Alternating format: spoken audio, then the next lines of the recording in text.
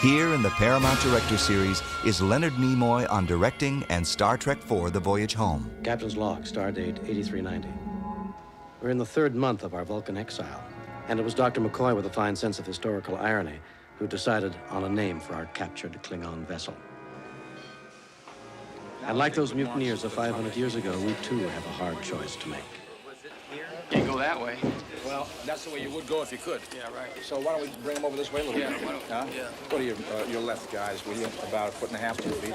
Yeah, something like that. Huh? Not bad. Yeah. Okay. All right. Can you see the look, please? Yeah.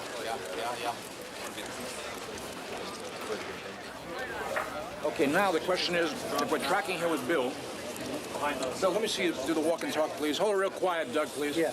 All right, quiet for rehearsal, please, guys. Hold it down now. And action. Thank you all. Okay, well, just a second. Let's experiment with the possibility that if you take the walk and take a good, long, healthy pause on the walk back so that you turn back to us for the crew of the Enterprise. See if it'll work, will you? You think it might? So now, let's go to the top of the scene. Marker. Background. Action. Aye, sir. Scott? Aye, sir. Aurora? Aye, sir. Chekhov? Aye, sir. Sulu? Aye, sir. The record show that the commander and the crew of the late Starship Enterprise have voted unanimously to return to Earth, to face the consequences of their actions in the rescue of their comrade, Captain Spock. Thank you all. Repair stations, please. And cut. Good for me. Yeah, all right. This is going to be nice. I go back a number of years here at Paramount. First time I worked here was in 1951. I was 20 years old. Shared a dressing room upstairs in this building with a bunch of other actors. The picture was a picture called Rhubarb, starred Jan Sterling and Ray Milland. And it was pretty exciting stuff for a 20-year-old kid from Boston. I think it was my second job here in town. I had a couple of lines. Nervous, working with Ray Milland, who had just won the Academy Award for Last Weekend. And I think I earned a grand total of about $300 or $400. In 1966, Star Trek went on the air as a primetime television series. And for the first time after 15 years of jobbing around as a freelance and bit actor, I had steady work. We did 3 seasons, and during that time, as the Spock character grew and the Star Trek family grew, and I began to learn more about the process, I thought I would like to make a larger contribution, and I asked for the opportunity to direct. But the gentle answer always was, please put on your pointed ears and get out in front of the camera. In Star Trek II, Spock sacrificed himself to save the rest of his shipmates, and at the end of the movie, the character was dead, and I thought it was over. Science fiction being what it is, there are always possibilities. The executives at Paramount called me after Star Trek II opened, asked for a meeting, and said to me, we would like to know if you would like to be involved in any way in the making of Star Trek III. And of course, I understood that they wanted me to act again as Spock.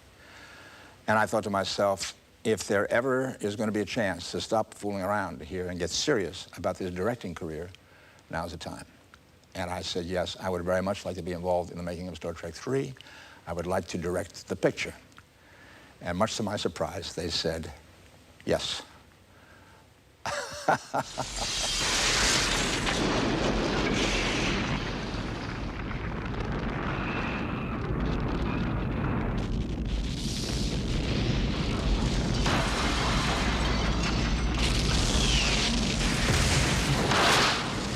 It's a very complicated art form, probably the most complex there is. And the more difficult it gets, the more challenging it gets, the more I come to realize that there's only one way to do it, and that's to surround yourself, as I've been fortunate enough to do, with some extremely talented people. You get the right people, it all comes out just fine. From the time we finished making the Star Trek series in 1968 to the time we made the first Star Trek motion picture, 1979, 11 years had passed. And it took a little time for us to figure out exactly how to do these things. The feeling at first was that television is television, and you can do a certain kind of show and have a certain kind of good time and so forth, but we're going to make movies now. They're going to be big and serious and important, and I think perhaps we took ourselves a bit too seriously. Looking back over the films that we've done now, I think it took us a little time to kind of figure out how to begin to enjoy ourselves. And as each film progressed, I think we learned a little bit more about what we could do in these movies and what the audience would look forward to and enjoy the most in these movies. The first one that I directed, Star Trek III, was sizable in its passion. It was operatic, and I was pleased by that because I really thought about it in terms of being grand in passion, grand in size, smoke and fire, and with a planet disintegrating. Big stuff. In Star Trek IV, we decided it was time to really lighten up and have a good time, kick up our heels, and do a caper. Get down, literally, with our feet on the ground on the streets of San Francisco, playing scenes where these guys from another world, another time, are literally having a tough time figuring out how to get across the street. In preparing Star Trek IV, it became obvious that we needed control of a large body of water where we could have large special effects sections of whales coming along the surface of the water and diving down into the water and disappearing. And also there was going to be a very large storm sequence when the bird of prey, the Klingon ship, lands in San Francisco Bay. And our special effects people did some research around town because years ago in Hollywood, most of the major studios had what they called a tank, a very large, oversized swimming pool was what it was, which they could do surface work and underwater photography work. And the tanks had either been closed up because they were no longer being used, or the ones that were still available were inadequate to our purposes for one reason or another. So we were kind of stymied for a while, until one day we were walking around out here in what is now a parking lot here at Paramount, and standing in front of this large blue screen, which was used as a background for some exterior scenes, and our special effects people noticed some seams in the ground around here and went back to the original plans for the building of this studio and discovered that the ground that I'm standing on is actually filled in and was a water tank about 15 feet deep years ago. And they used to use it for surface water battles and water scenes and underwater scenes and that sort of thing. And we discovered that we could do an excavation right here on the Paramount lot. And what grew out of that was a show, the kind of which Hollywood hasn't seen in a long time.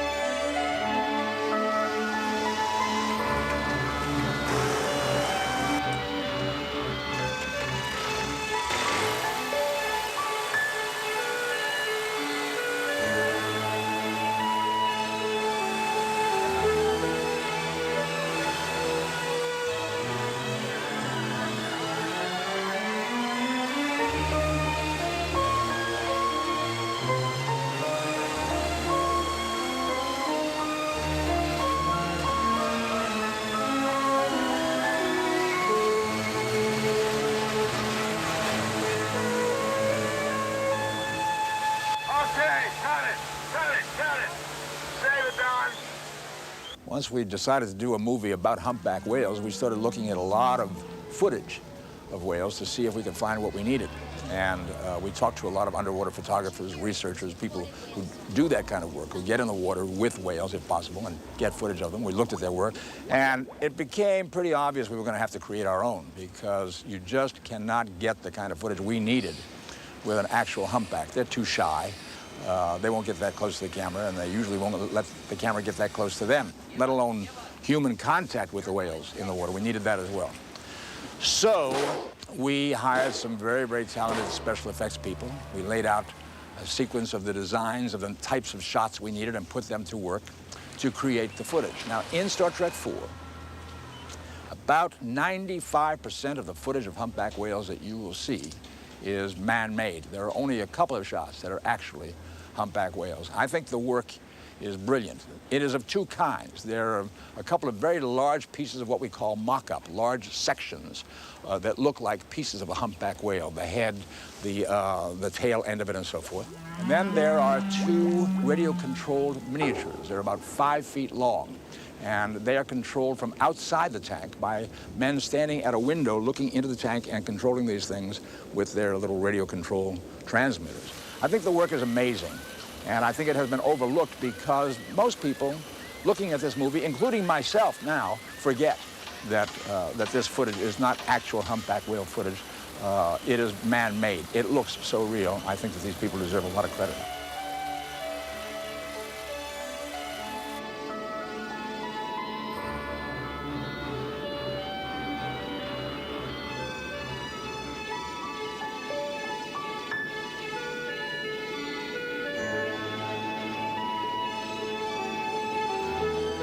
Preparing the story for Star Trek IV, I spent some time with some great scientific minds around the country, and I had some wonderful times with them. To hear these people talk about their concerns for the future of the planet, what they're interested in, what they're watching for, I began to become aware that there was one common concern amongst them all, and that has to do with the ecological system on this planet, the fact that we are losing thousands of species per year. And I began to see it as a kind of a house of cards, this ecological system on this planet of ours, where if you build a house of cards, you could take a card away and the house might stand up. You might take another card away and the house might continue to stand and so forth, until you reach the point where you pull what is known as a keystone card. You pull that card and the whole thing begins to collapse. And we might someday reach that point where one of these species becomes a keystone and the ecological system starts to come undone. And this led to the idea of us coming back in time to the 20th century to try to recapture, to try to revitalize a species that had been lost in the 23rd century and was causing a problem. When we struck upon the idea of the whales being endangered and the size of them, the magic of them, and the mystery of their song, the whale's song, which we know about but don't really quite understand, it seemed like we had found a wonderful vehicle for telling this story in Star Trek IV.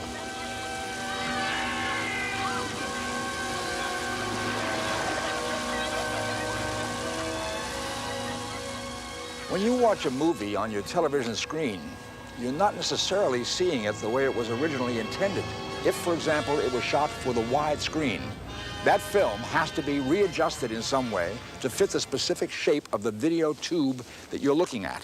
As a director, when I set up a shot, let's say there are two people in the scene, and one is at one side of the room and one is at the other. With the widescreen, I can hold both, and one is at each end of the frame.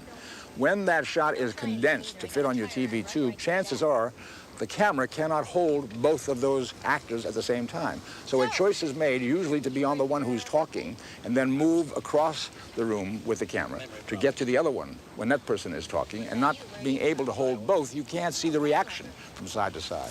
Now that may not be the choice that I made when I set up the shot, because I want you as the audience to see the person talking and the person who's listening as well.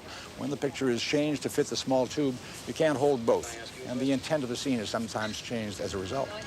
My friends, we've come home.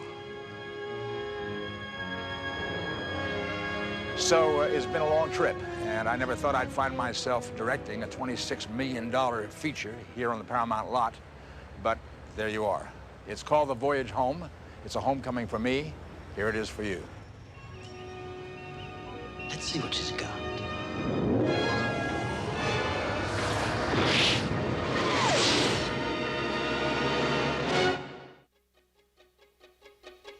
The directing thing is finally the most extraordinary opportunity that I've been given in my lifetime. Leonard Nimoy is part of the Paramount Director Series.